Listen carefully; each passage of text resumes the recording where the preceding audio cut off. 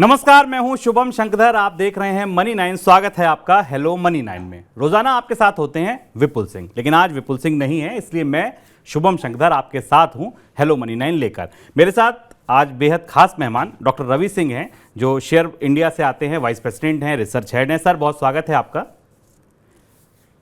Ravi sir के साथ आज आपके सवालों के जवाब दिलवाएंगे, बाजार पर चर्चा करेंगे, बहुत सारी खबरें हैं जिनका विश्लेषण उनसे करवाएंगे, बहुत सारे ऐसे शेयर हैं जो आज के बाजार में हलचल दिखा रहे हैं, कुछ चढ़े हुए हैं, कुछ गिरे हुए हैं, उन पर चर्चा होगी। बहुत कुछ होगा आज के इस शो में। कुछ एक लिंक लेकर शौर्य आएंगे, शौर्य आपको बताएंगे कि दुनिया भर के केंद्रीय बैंक किस तरीके से ब्याज दरें बढ़ा रहे हैं, उनका क्या असर हमारे बाजारों पर होने वाला है। इसके अलावा Manappuram finance, HDFC bank, Titan जैसी कंपनियां जो आज बाजार में हलचल दिखा रही हैं, इन पर रवि सर का व्यू जानेंगे। लेकिन उससे पहले आपको बता दें कि अगर आप अपना कोई सवाल हमसे पूछना चाहते हैं, इस कार्यक्रम में शामिल होना चाहते हैं, तो आपके पास दो तरीके हैं।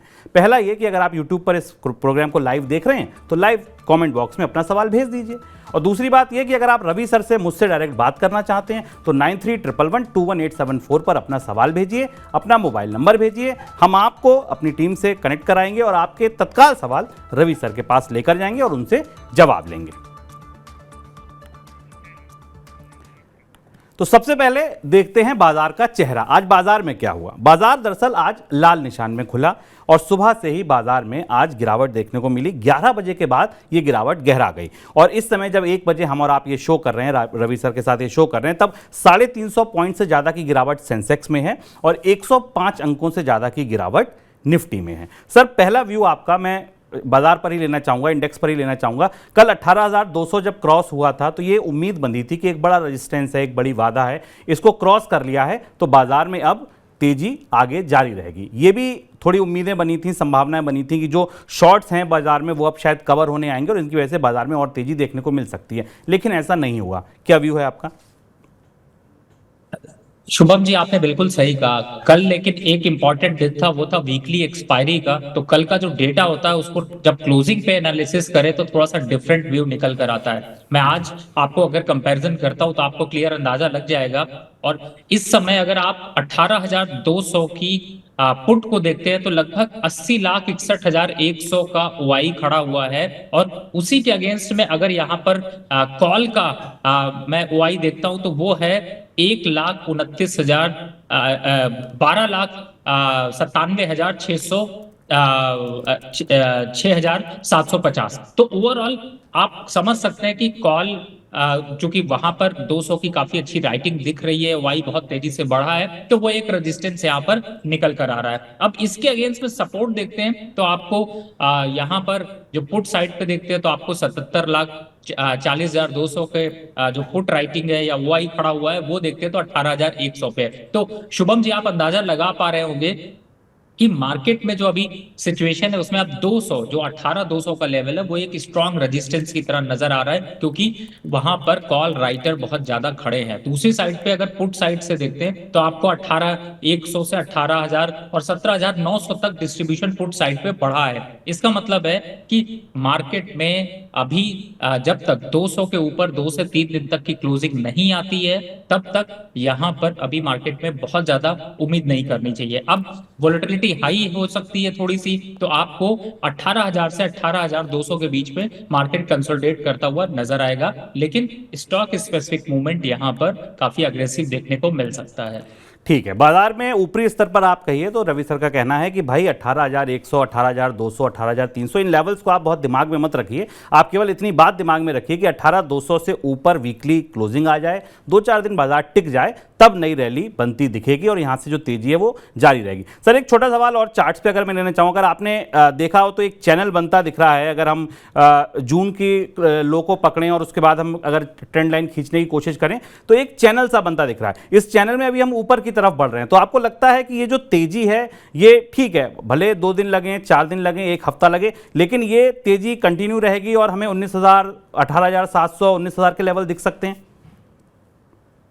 देखिए, इस समय जो सिचुएशन है उसमें एक चार्ट पे जो आप यहाँ पर देखने की कोशिश कर रहे हैं उसको थोड़ा सा अगर चार्ट छोटा करके देखेंगे तो आपको निफ्टी पे एक revert head and shoulder pattern जिसे आपको देखने को मिलेगा और लगभग मार्केट उसी के दायरे को यहाँ पर कंसोलिडेट कर रहा है। तो बिल्कुल आपने सही कहा शुभम जी, अगर मार्केट यहाँ पर बायसनेस पूछी जाए तो थोड़ी सी पॉजिटिव बायसनेस रहेगी, लेकिन अप एंड डाउन तो आपको बीच बीच में देखने को मिलेंगे। लेकिन जो बेस है, जो बेस आप देख रहे हैं, उसको आप अपवर्ड ट्रेंड में ही समझें। पहला जो एक बहुत बड़ा हर्डल यहाँ पर मुझे जो दिखाई देता है, अगर मैं पीछे कंपैरिजन करता हूँ, जो यहाँ पर एक हाई बने थे, उसमें हाई में अगर आपको देखेंगे तो आपको कई हाई, 24 जनवरी 2023 को एक हाई बना था जो 18,180 का था। उससे पहले अगर मैं जाता हूं तो 18,850 का हाई बना था दिसंबर 2022 में। उसके बाद कंटिन्यू जो है वो एक फॉल देखने को मिला। तो अब रिवर्सल पैटर्न तो है। तो पहला जो हर्डल है वो 18,200 की वीकली है, फिर 18,500 होगा और फिर 18,800 होगा। लेकिन बायसनेस बिल्कुल आपने सही कही, थोड़ा सा अपवर्ड साइड रहेगा। ठीक है, बाजार पॉजिटिव रहेगा। लंबा अगर आप लॉन्ग करते हैं पोजीशंस, अगर आप खरीदारी के सौदे बनाते हैं, तो रवि सर का कहना है ठीक है, बाजार में तेजी रहेगी। हाँ, हर्डल्स हैं, तेजी गिरावट देखने को मिल सकती है, लेकिन हाँ, उम्मीद यही है कि बाजार में तेजी बनी रहेगी। चलिए आगे सर, 2-3 सवाल बाजार पर और हैं, लेकिन उससे पहले रंजेश पाल जी हमारे साथ जुड़ गए हैं फर्रुखाबाद से। रंजेश जी नमस्कार। नमस्कार सर। सर पहले तो ये बताइए कि आपके यहाँ बेमौसम बारिश हो रही है, जैसे दिल्ली में दिखी पिछले एक हफ्ते में? जी जी सर, हो रही है। परसों भी हुई सर, हल्की कल भी हुई है सर। चलिए, बाजार के लिहाज से ये बड़ा इंपॉर्टेंट है, क्योंकि जिस एरिया से रंजेश जी आते हैं, ये एरिया क्रॉप के लिए बड़ा इंपॉर्टेंट एरिया है। आलू के लिए सबसे बड़ी फसल यहीं होती है, इससे पहले भी गेहूं के लिए भी बड़ी फसल यहाँ से होती है। तो रंजेश जी की बात से आप ये समझ सकते हैं कि आने वाले दिनों में आपको इसका असर बाजार पर दिखेगा। खैर, आपके पास कौन से शेयर हैं रंजेश जी? सर अडानी पोर्ट का शेयर है। अदानी पोर्ट का 712 के भाव। 412 के भाव पर?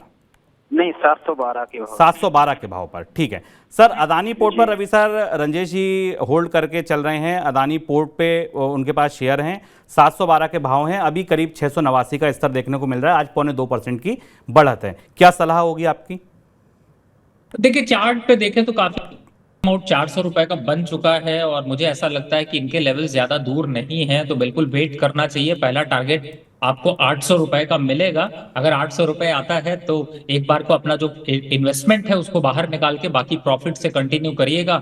और मुझे लगता है वापस से एक बार मनी नाइट पे फिर से शोज होते रहेंगे। नई राय लीजिएगा नए स्टॉक्स पे इन्वेस्टमेंट के लिए, लेकिन 800 का टारगेट पक्का है। रही बात स्टॉप लॉस की, थोड़ा सा वोलेटिलिटी ज्यादा है तो 620 का स्टॉप लॉस यहां पर बनता है, लेकिन मुझे लगता है थोड़ा समय दीजिए, आपको बेहतर मुनाफा मिलेगा।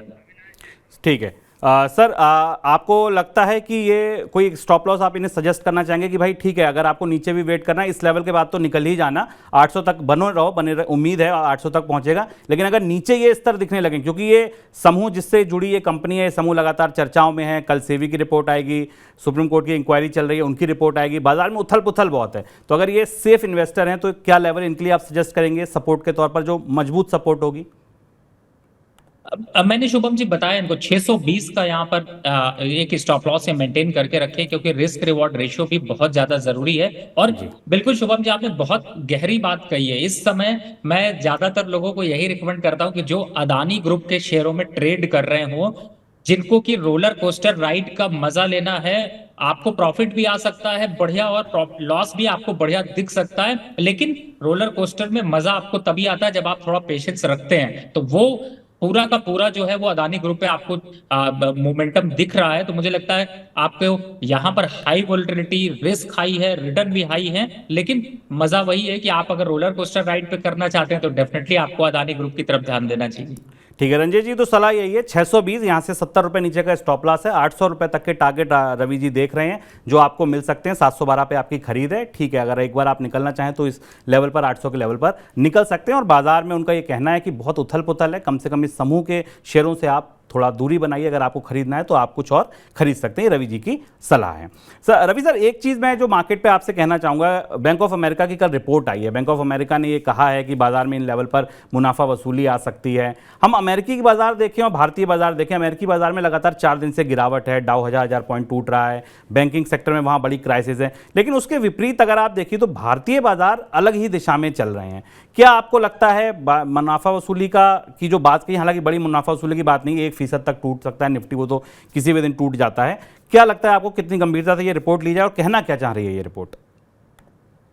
देखिए, बैंक ऑफ अमेरिका की जो रिपोर्ट है उसको अगर आप थोड़ा सा गहराई से स्टडी करें या फिर बाहर यूएस मार्केट और इंडियन मार्केट के इस समय कंपैरेटिव स्टडी करें तो आपको जो कोरिलेशन है वो काफी हद तक बिगड़ता हुआ नजर आएगा। लगभग जो कोरिलेशन हम अच्छा कोरिलेशन मानते हैं वो तो बिल्कुल भी नहीं है। दोनों के डोमेस्टिक फंडामेंटल भी चेंज हुए हैं। पहला एग्जांपल, जैसे अभी आपने देखा होगा कि इस समय वापस 9 से 11 महीने होने के बाद अब एफआईआईज को वापस से लगने लगा कि शायद नहीं, यूएस मार्केट की जगह इंडियन मार्केट की तरफ मूव करना चाहिए, और वो इन्वेस्टमेंट अब धीरे धीरे आपने देखा 1100 करोड़ 1200 करोड़ के करीब की बाइंग देखने को मिल रही है। वो एक मोमेंटम बढ़ रहा है। दूसरी साइड है कि भारतीय बाजारों के थोड़े फंडामेंटल स्ट्रांग हुए हैं। क्यों स्ट्रांग हुए हैं? क्योंकि जो अभी अर्निंग्स आप रिजल्ट देख रहे हैं उसमें आपने देखा होगा बड़ी चिंताएं जताई गई थी। ज्यादातर रेटिंग एजेंसीज और रिपोर्ट्स ने ये कहा था कि बहुत बुरा क्वार्टर जाने वाला है, लेकिन कंपनियों के मेजर रिजल्ट अगर अभी तक जितने आए हैं उनको अगर देखते हैं तो लगभग 70% 80% जो है वो गाइडलाइन के हिसाब से ही है। बहुत ज्यादा अग्रेसिव नहीं है, बहुत ज्यादा डिप्रेसिव नहीं है, लेकिन एक कांस्टेंट ग्रोथ पे है जो कि सरप्राइजिंग है। अब इस फंडामेंटल की तरफ जाए तो उसके अलावा अब यहां पर पॉलिटिकल एंगल सबसे बड़ा है। अगले इलेक्शंस की तैयारी तक मार्केट में बहुत बड़ा करेक्शन आने के चांसेस कम होते हैं। थोड़ा सा लोअर लेवल बाइंग आपको बनी हुई नजर ही आती है क्योंकि सेंटिमेंट यहां पर वर्क करने लगते हैं। तो मुझे लगता है कई ऐसे फैक्टर है जो कि अमेरिकी बाजारों से बिल्कुल अलग है। तो मुझे ऐसा लगता है कि शायद इंडियन मार्केट थोड़ा सा यहां पर ज्यादा स्ट्रांग है। चलिए, इंडियन मार्केट स्ट्रांग है, बाजार में उतार चढ़ाव भले बने रहे लेकिन पॉजिटिव बायस है। इलेक्शन का भी की रोशनी में भी रवि सर ये देख रहे हैं कि बाजार में बड़ी गिरावट की आशंका फिलहाल नहीं है। मान सिंह हैं सर दौसा राजस्थान से हमारे साथ। मान सिंह जी नमस्कार। जी सर, नमस्कार सर। सर कैसे हैं आप? मैं बढ़िया हूँ सर, आप कैसे हो सर? बस मैं भी अच्छा हूँ। सर कौन सा शेयर खरीद रखा है आपने? सर मेरे पास नौकरी है और एक रिलैक्सो है, दो शेयर है सर। इनमें नौकरी 5500 पे बाय कर रखा है और रिलैक्सो है 890 के आसपास। 800। सर दोनों ही कंपनियां वो कंपनियां हैं रवि सर जो कंसिस्टेंट कंपाउंडर के तौर पर देखी जाती हैं। ये माना जाता है दोनों ही बाजार की अच्छी कंपनियां हैं, लेकिन मान सिंह जी की जो खरीद है वो यहाँ से काफ़ी नीचे है। मान सिंह जी ने 5500 रुपये पर नौकरी खरीद रखा है। इन्फो एज कंपनी के तौर पर हम इसको ढूंढ सकते हैं। अभी 3800 का भाव चल रहा है, क्या सलाह होगी आपकी मान सिंह जी के लिए? देखिए, इन्होंने काफी ऊपरी लेवल पर खरीदा है, 5500 के भाव पर खरीदा है और इस समय 3800 का रेट चल रहा है। बट जो 5500 के भाव हैं वो आने के चांसेस बहुत कम है। थोड़ा सा पुल बैक आ सकता है, 4000 से 4200 तक के रेट तो आपको दिख सकते हैं। लेकिन अगर पूरी स्टडी करें, जो स्ट्रक्चर वाइज देखते हैं, तो कंपनी बहुत ज्यादा जो है वो इस समय मंदी से जूझ रही है और नंबर्स भी उसके अट्रैक्ट नहीं कर रहे हैं। मुझे लगता है कि यहां पर अगर सजेशंस के हिसाब से जाएं तो मुझे लगता है स्ट्रैटेजी ज्यादा अच्छा होगा, आप बदलें, दूसरे स्टॉक्स में निवेश करें। हम लोग इस शो के दौरान बहुत से स्टॉक्स की चर्चा करते हैं, मैं आपको अभी भी बता सकता हूं, लेकिन मैं चाहता हूं कि आप पूरा शो देखें और स्टॉक्स को नोट करें, नहीं तो आपको वापस हम इस पे क्वेरी लेंगे। लेकिन मुझे लगता है आपको यहां पर अपनी सिचुएशन बदलनी चाहिए। फिलहाल पहले एग्जिट की तैयारी करें। सर रिलैक्सो दूसरा शेयर था मान सिंह जी का जो 800 रुपये के आसपास ले रखा था उन्होंने, अभी 846 पर ही चल रहा है। क्या सलाह होगी आपकी यहाँ उनके लिए? देखिए, थोड़ा सा रिलैक्सो बाटा इनमें थोड़ा मोमेंटम पॉजिटिव बना है, तो मुझे लगता है थोड़ा सा और वेट करना चाहिए। 920 एक लक्ष्य रखना चाहिए, उन लेवल्स पर आता है तो निकल जाएं। बाकी लोअर लेवल पे बाइंग जो रेंज है उसी को आप स्टॉप लॉस बना के चल सकते हैं। ठीक है, बाइंग को अपनी स्टॉप लॉस बनाइए, 900 रुपये का टारगेट रखिए दिमाग में मान सिंह जी। और हाँ, नौकरी से ये सलाह है कि वो लेवल नहीं बन सकते हैं तो आप ऐसे शेयर जिनकी अभी सलाह दी जाए आपको इस कार्यक्रम के दौरान, आप जिन एक्सपर्ट्स को फॉलो करते हो, रवि सर भी अपनी सलाह बताएंगे, आप उनकी सलाह से अपनी स्ट्रेटजी को बदलिए, वहाँ से पैसा निकालिए, दूसरी जगह लगाइए, तो जल्दी रिकवरी की उम्मीद है बजाय 5500 का वेट करने के। ये स्टॉक जल्दी रवि जी को 5500 आता नहीं दिख रहा है। सर आप अगली टिप्पणी में आपसे लेना चाहूँगा HDFC बैंक और HDFC पर। आज दोनों ही शेयर बाजार में, दोनों ही शेयरों की जमकर पिटाई हुई। MSCI इंडेक्स में जो मर्ज होकर एंटिटी बनेगी उसके वेटेज को लेकर बात थी, उम्मीद थी इनफ्लो आएगा, लेकिन अब चर्चा ये है कि नहीं, वहाँ से तो पैसा निकलेगा। इस खबर के बाद आज दोनों ही शेयरों की पिटाई हुई। 5% HDFC बैंक जैसा शेयर टूटा हुआ है, HDFC बैंक और HDFC दोनों। इसी की वजह से शायद इंडेक्स में भी बड़ी गिरावट देखने को मिल रही है। क्या व्यू होगा आपका इन दोनों पे? 5% गिरावट पे क्या करना चाहिए? देखिए, पहली बात है, आपने बिल्कुल शुभम जी सही बात कही, इसलिए न्यूज़ को फॉलो रखना बहुत ज़्यादा ज़रूरी है और ये न्यूज़ तो बहुत दिनों से जो है वो पोर्टल पर है।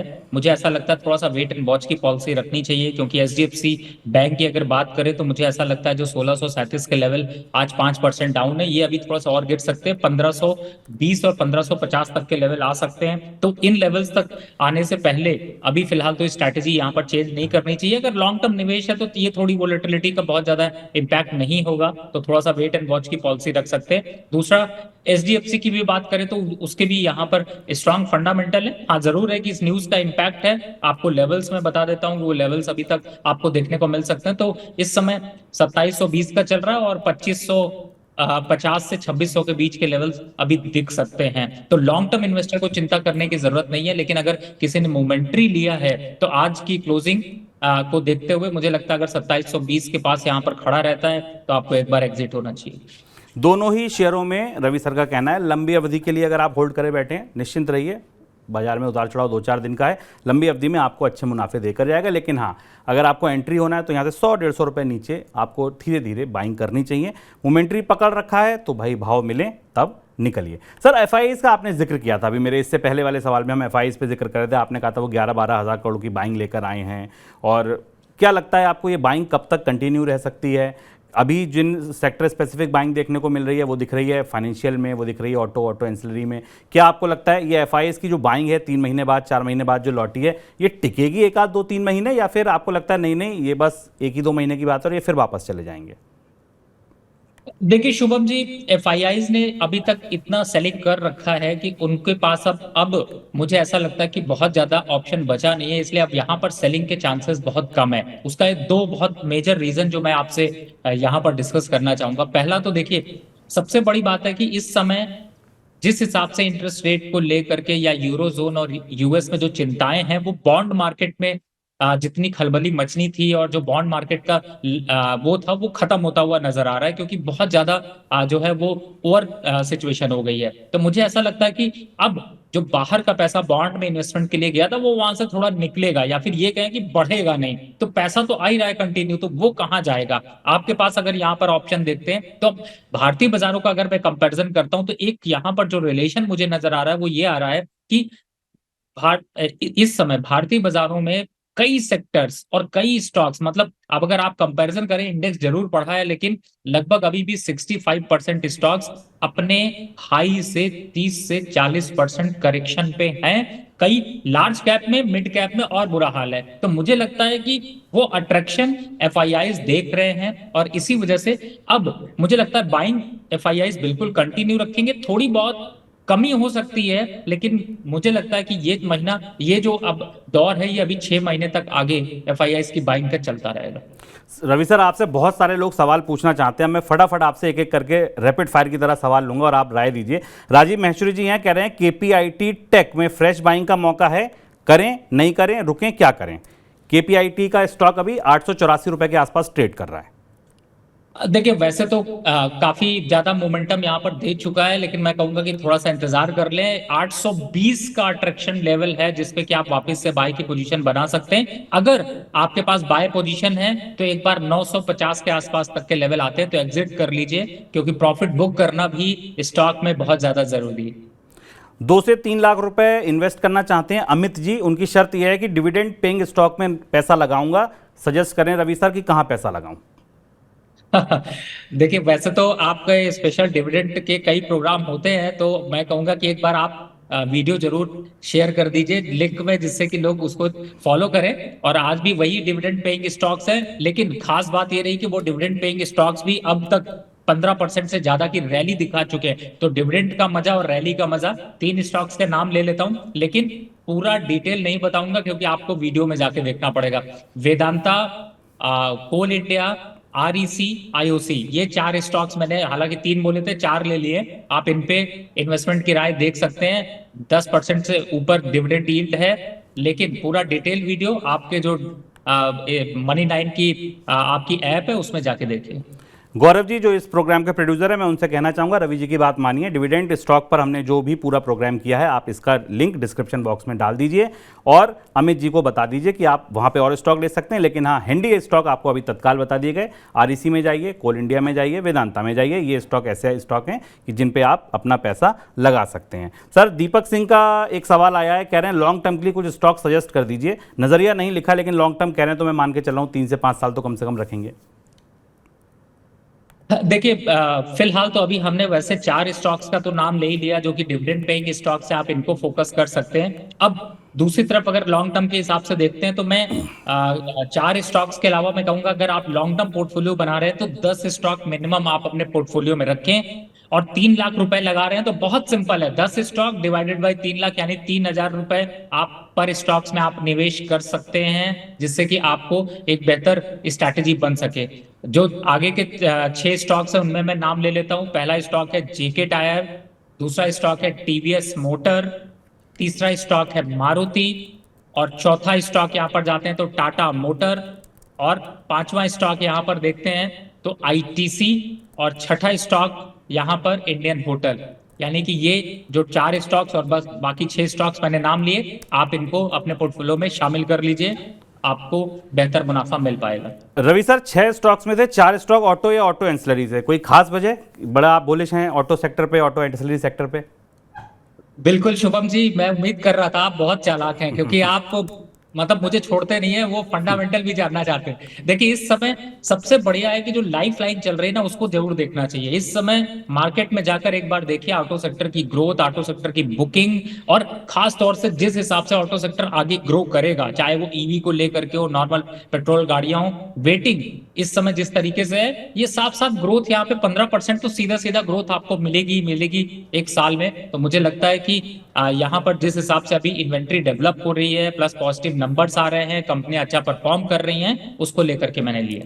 चिंता कितनी है बेमौसम बरसात से, मानसून के खराब होने से? जो गांव की डिमांड आती है टू व्हीलर्स की, सस्ती गाड़ियों की, वो नहीं आएगी। वहां पे कई आशंकाएं गहरी हो रही हैं लगातार। कितना असर डाल सकती है ये ऑटो सेक्टर पे?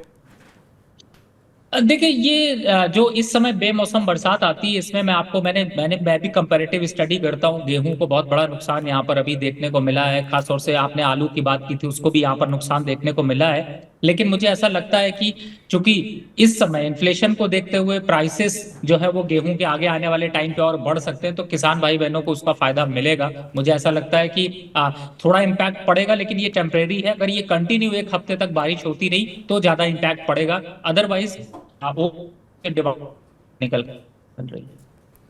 चलिए, तो ऑटो सेक्टर पर सलाह है JK tyre, TVS motors, Maruti, Tata motors, ये 4 स्टॉक्स आपके लिए। इसके अलावा आईटीसी और इंडियन होटल, ये 2 स्टॉक्स ऐसे हैं जो आपको रवि सर सजेस्ट करना चाहेंगे। सर, आज एक खबर और आई। एक खबर ये आई कि भारतीय बाजार में एनएससी में जो लिस्टेड कंपनियां हैं उनमें डोमेस्टिक इन्वेस्टर्स का, उसमें रिटेल इन्वेस्टर हैं, उसमें एचएनआईज हैं, उसमें म्यूचुअल फंड्स हैं और उसमें हमारी इंश्योरेंस कंपनी है एलआईसी जैसी, इनका जो हिस्सेदारी है वो 25% से ऊपर निकल गई। लगातार ये हिस्सेदारी बढ़ रही है। रिटेल हिस्सेदारी आप देखिए वो भी बढ़ रही है। 25% से ज़्यादा सारे घरेलू निवेशक आ चुके हैं। केवल रिटेल की आप बात करें तो वो 7% से ज़्यादा हो चुके हैं। मार्च तिमाही के आंकड़े ये बताते हैं कि म्यूचुअल फंड की हिस्सेदारी भी 8.74% हो गई है। क्या आपको लगता है एफआईआईज के साथ अगर डीआईएस की बाइंग भी लगातार चल रही है, अगर चलती रही, तो ये बाजार में किस तरीके का मोमेंटम बना सकती है? अब बहुत डिटेल में आपने ये कंपैरेटिव स्टडी को बहुत सिंपल तरीके से शुभम जी आपने बताया। मैं बिल्कुल जो अभी मैंने पॉजिटिव मोमेंटम की बात की थी, मेरा कहने का मतलब वही था। और जितना ज्यादा रिटेल पार्टिसिपेशन इंक्रीज होता है स्टॉक में, मोमेंट उतना ही कांस्टेंट देखने को मिलता है। और सबसे खास बात इंपॉर्टेंट इसमें यह है कि इस समय अगर देखते हैं तो जो सेक्टर स्पेसिफिक बाइंग है उनमें अगर देखते हैं तो टॉप सेक्टर जो आ रहे हैं उनमें बैंकिंग सेक्टर नंबर 1 पे है, नंबर 2 पे अगर देखते हैं तो यहाँ पर ऑटो सेक्टर है, नंबर 3 पे पावर और एनर्जी है, और 4th की तरफ जाते हैं तो डिफेंस सेक्टर है, 5th की तरफ जाते हैं तो फर्टिलाइजर है, और 6th और 7th में आते हैं जाके एफएमसीजी और फार्मा। तो मुझे लगता है इन सेक्टर्स में ग्रोथ रहेगी और बिल्कुल पॉजिटिव मोमेंटम बनेंगे, और स्टॉक स्पेसिफिक बाइंग भी इन सेक्टर से काफी अच्छी देखने को मिल रही है। क्या यही वजह है सर कि एफआईआईज अगर एक बार बिकवाली करते भी हैं, निकलते भी हैं, तो बाजार में बड़ी गिरावट की आशंका आप नहीं देख रहे हैं? उसकी एक वजह क्या ये भी है क्योंकि हमें सपोर्ट यहाँ से लगातार मिल रहा है? देखिए ये तो एक वजह है भी, लेकिन मुझे ऐसा लगता नहीं कि इस समय एफआईआईज के पास ऑप्शन है या एफआईआईज बहुत बड़ी कोई सेलिंग करने वाले हैं, क्योंकि आप एक मैंने जैसे बताया, आप समझिए, देखिए यूएस को या यूरोप के बाजारों को देखते हैं, और चूंकि इस वहां के यूरोप के बाजार इसलिए ज्यादा करेक्टिव हो रहे हैं या यूएस के बाजार इसलिए ज्यादा करेक्टिव हो रहे हैं क्योंकि स्टॉक के इन्वेस्टमेंट की जगह उनको ज्यादा अच्छे रिटर्न्स बॉन्ड में मिल रहे हैं, तो मुझे लगता है कि उसकी तरफ ज्यादा अट्रैक्शन देखने को मिलता है। लेकिन अब इंटरेस्ट रेट वहां पर भी इंक्रीज हो चुके हैं, अब आगे सेंटिमेंट यहाँ पर थोड़े बदलते हुए नजर आएंगे, तो बॉन्ड का अट्रैक्शन वहां पर कम होगा, तो मुझे लगता है कि वहां से पैसा जो है वो थोड़ा सा निकलता हुआ नजर आएगा, जो कि इंडियन इक्विटी मार्केट की तरफ डाइवर्ट कर सकते हैं। रवि सर, आपकी फैन फॉलोइंग जबरदस्त है। मेरे पास फिर से बहुत सारे सवाल इकट्ठे हो गए हैं, मैं फिर फटाफट 3-4 सवाल आपसे लेता हूं। पहला सवाल आर्यन का है। मन्नापुरम फाइनेंस के स्टॉक 108 स्टॉक इन्होंने 2300 स्टॉक इन्होंने 108 के रेट पे खरीद रखे हैं। ये शेयर लगातार खबरों में है, ईडी ने छापे मारे हैं, 143 करोड़ की संपत्ति जब्त करने की खबर है। इसके अलावा खबर ये भी है कि कंपनी की तरफ से सफाई आई कि भाई हमारा कोई लेना देना नहीं है, पुराने वाले प्रमोटर की एक कंपनी थी, उससे इस मामले का लेना देना है बाजार को, लेकिन ये सफाई बहुत पसंद नहीं आई। आज फिर मन्नापुरम फाइनेंस का शेयर 13% नीचे है। क्या करें सर? 103 पर है अभी स्टॉक, 108 की खरीद है, खरीद से बहुत दूर तो नहीं है।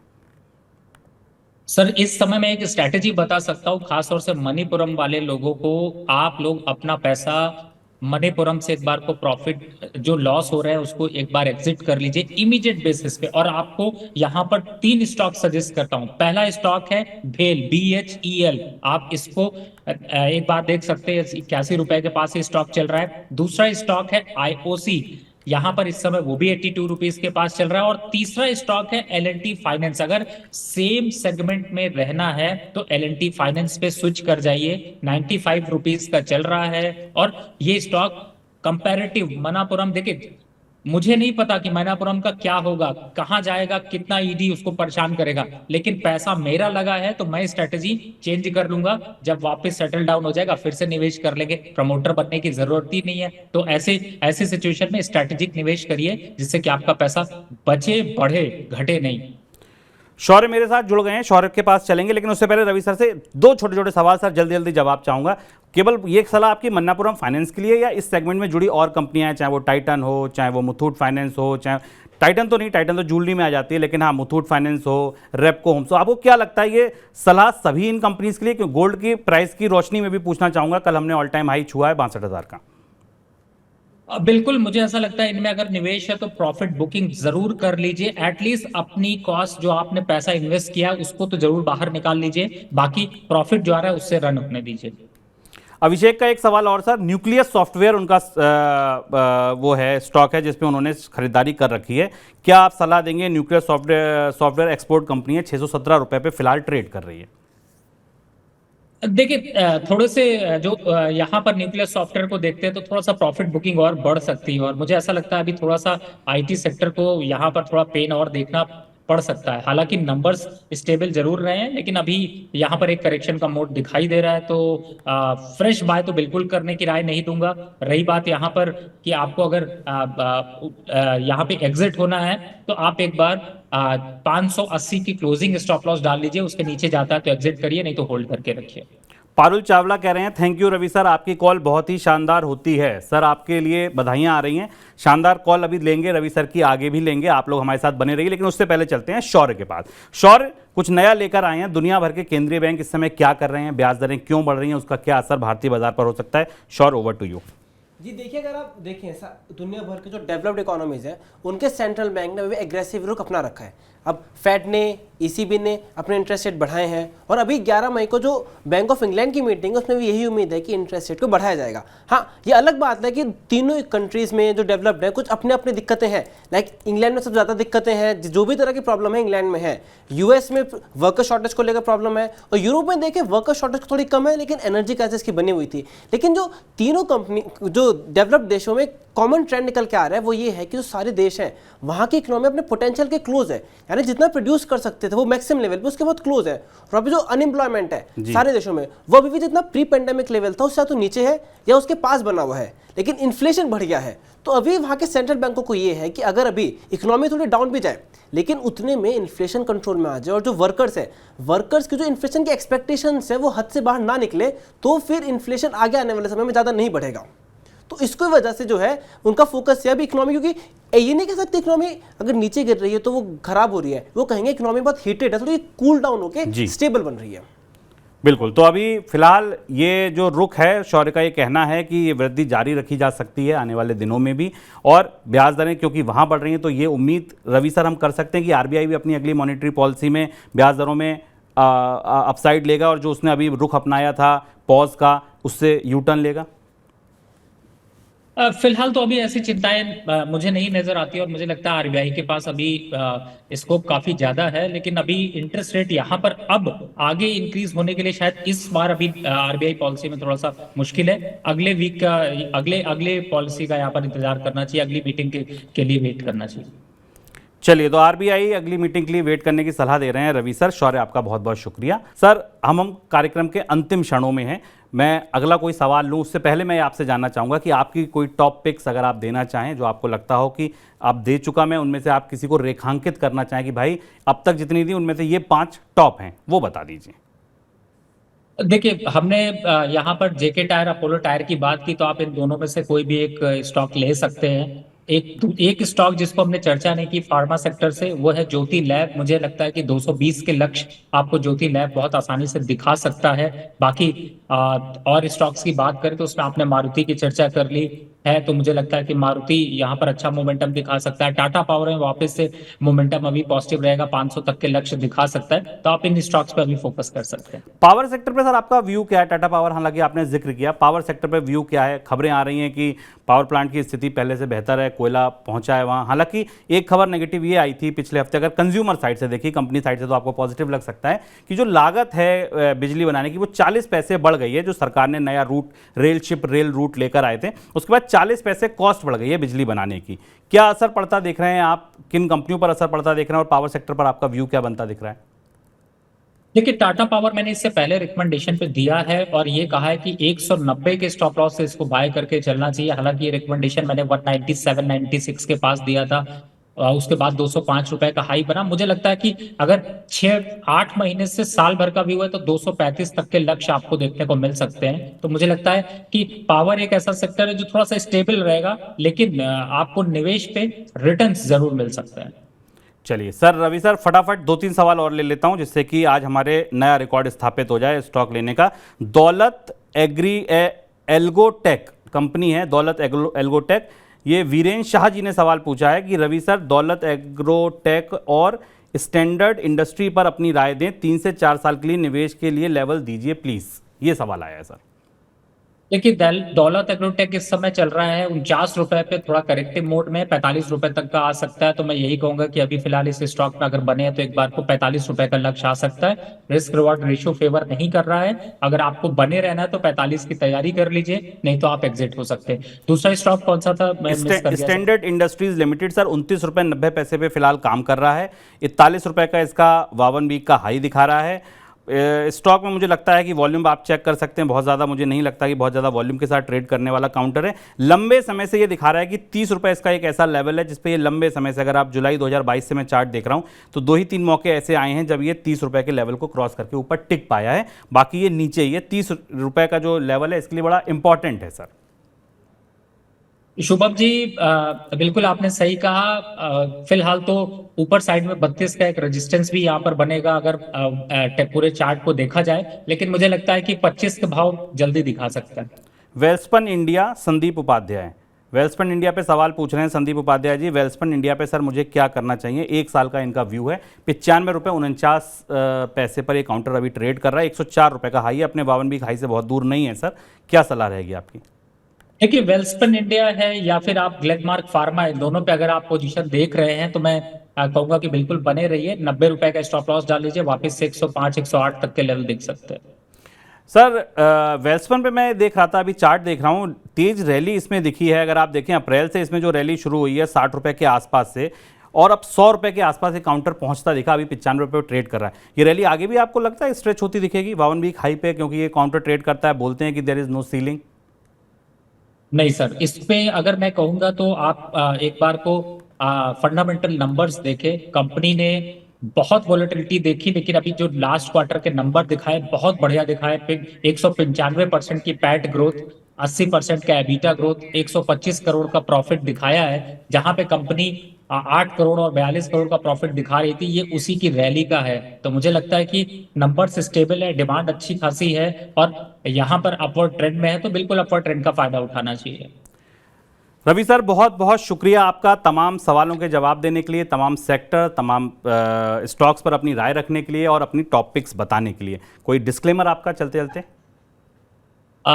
फिलहाल तो मैं यही कहूंगा कि आप लोग बिल्कुल मनी 9 के शोज को फॉलो करें और अच्छे से अच्छे स्टॉक्स को खरीदें और खास तौर से स्पेकुलेटिव स्टॉक से दूर रहें। जिन भी स्टॉक्स में मैंने चर्चा करी, इसमें मेरी पर्सनल या मेरे रिलेटिव की कोई पोजीशन नहीं है और हो सकता है कंपनी के जो फर्म है यानी कि उनके क्लाइंट्स की ऐसी पोजीशंस हो सकती हैं। ठीक है, क्लाइंट्स की पोजीशंस हो सकती हैं, इस बात को आप ध्यान में रखिए। ये रवि जी का डिस्क्लेमर। सर बहुत शुक्रिया आपका, जल्द आपसे फिर जुड़ेंगे सवालों के साथ। आप लोगों का भी बहुत शुक्रिया इस शो में जुड़ने के लिए। हेलो मनी 9 का पहला शो पूरा हुआ, दूसरा शो आपको पता है 4 बजे आएगा। आज 4 बजे वाला शो भी बहुत अच्छा है, बहुत ज़रूरी है जानना। हमारे साथ जितेंद्र सोलंकी जी जुड़ेंगे। जितेंद्र सोलंकी जी, आपको जो ईपीएस को लेकर नया नियम आया है, ज़्यादा पेंशन चुने या नहीं चुने, जिसकी तारीख अभी अभी बढ़ी है, उस पर चर्चा करेंगे। आपको ये विकल्प चुनना चाहिए, नहीं चुनना चाहिए, चुने तो कौन लोग चुने, कौन इससे दूर रहें, किन को फायदा होगा, किन को नुकसान होगा, कौन चुन भी सकते हैं, कौन पात्र हैं, नहीं पात्र हैं, ये तमाम सवालों के जवाब आज जितेंद्र जी देंगे। प्रियंका संभव मैम आपके साथ होंगी, आपके सवालों को जितेंद्र जी के पास ले जाएंगी। ढेर सारे सवाल पहले से इकट्ठे हैं, आप भी 9311211874 पर अपने सवाल भेज सकते हैं और अपने सवाल पूछ सकते हैं जितेंद्र जी से। फिलहाल मुझे इजाज़त दीजिए।